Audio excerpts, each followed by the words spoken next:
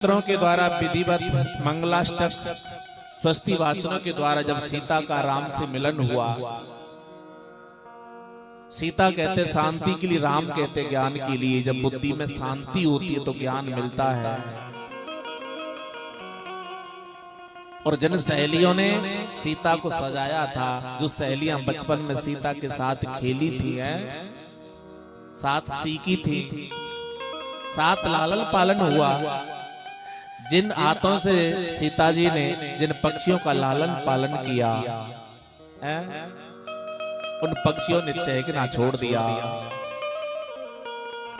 महाराज जनक की आंखों में आंसू हैं, जबकि वो विदेह हैं, लेकिन लौकिक रीति से उनकी आंखों में आज आंसू हैं। सुनैना ने सीता जी को अपनी गोद में ले लिया, गोद में बिठा लिया और कहा कि बेटी, मेरा तो एक ही तेरे लिए वचन है, एक ही उपदेश है। जैसे तू आज इस कुल में रही है और आज तू दूसरे कुल में जा रही है, उसमें भेद मत समझना, क्योंकि ये भी कुल तेरा है और वो भी कुल तेरा है। इसमें किंचित मात्र भी अंतर नहीं समझना। सुनैना ने कहा कि बेटे, पति की आंख बंद करके रहना। तू तो मैंने अपनी बगिया में, अपने परिवार में, अपने इस राज्य में तेरे को ऐसे मैंने पाला है, ऐसे पोषण किया है, ऐसे बढ़ा के तुझे तैयार किया है बेटी, जैसे कि आंगन में कोई तुलसी का पौधा होता है, माताएं उन पर रोजाना दीपक जलाती हैं, आरती उतारती हैं, ऐसी बेटी तू तो हमारी आंखों की पुतली बन करके रही थी।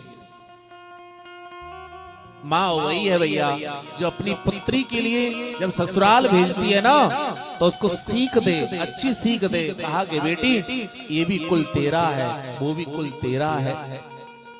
चाहे बेटी किसी राजा की हो या किसी रंक की हो, एक दिन उस बेटी को जाना ही पड़ता है। दोनों कुलों की लाज रखना बेटी। सुनैना की आंखों में आंसू भर आए और कहती कि विधाता, स्त्री जाति को क्यों तो पैदा किया, जो अपने हकीकत के माँ बाप और अपने कुल गोत्र को छोड़ करके दूसरे माँ बाप बनाती है, दूसरा गोत्र स्वीकार करती है। कत विद सृजी नार जग माही, और पराधीन सपन्यो सुख नाई। इस तरीका से भैया सीता जी के लिए माँ सुनैना ने बड़ा धर्म उपदेश दिया है, बड़ा ज्ञान दिया है। पालकी उठाने वाले तैयार हो गए और यहाँ सीता जी महाराज जनक जी के पास में आई और उन्होंने कहा कि पिताश्री, आपने मेरा लालन पालन किया और मैं वचन देती हूँ कि मैं अपने कुल की आन मान शान को नष्ट नहीं होने दूंगी, चाहे कुछ भी हो जाए। पालकी उठाने वाले तैयार हो गए, सबने भीगी हुई पलकों से आज सीता जी को विदा किया है और वो पालकी उठाने वाले सेवक चल पड़े हैं। सबने, सहेलियों ने, जनकपुर वासियों ने अपने आप को हीन समझा। ऐसा लग रहा था जैसे कि राजन आज जनकपुरी से साक्षात लक्ष्मी उनके घर से जा रही हो। पता है, जब एक बेटी जिस परिवार में पलती है, जब होनहार होकर के, बड़ी होकर के जब ससुराल की ली जाती है ना, तो वो ही बेटी अपने पियर वालों को बार बार याद करती है। जब भाई दूज आता है तो अपना भाई याद आता है, जब रक्षाबंधन आता है तो भाई याद आता है, जब उसी बेटी का पिता जब यज्ञ करता है तो पिता याद आता है। क्योंकि बेटी पिता का और माँ का अंश होता है, खून होता है और खून का रिश्ता होता है, और उससे जीवन में जुदाई सहन करना बड़ा कठिन होता है। इस तरीका से पूरे नगर में ऐसा शोक छा गया, ऐसा शोक छा गया, पक्षियों ने चहकना, बोलना, चहकना सब छोड़ दिया। और अपने आप अधीर हो गए।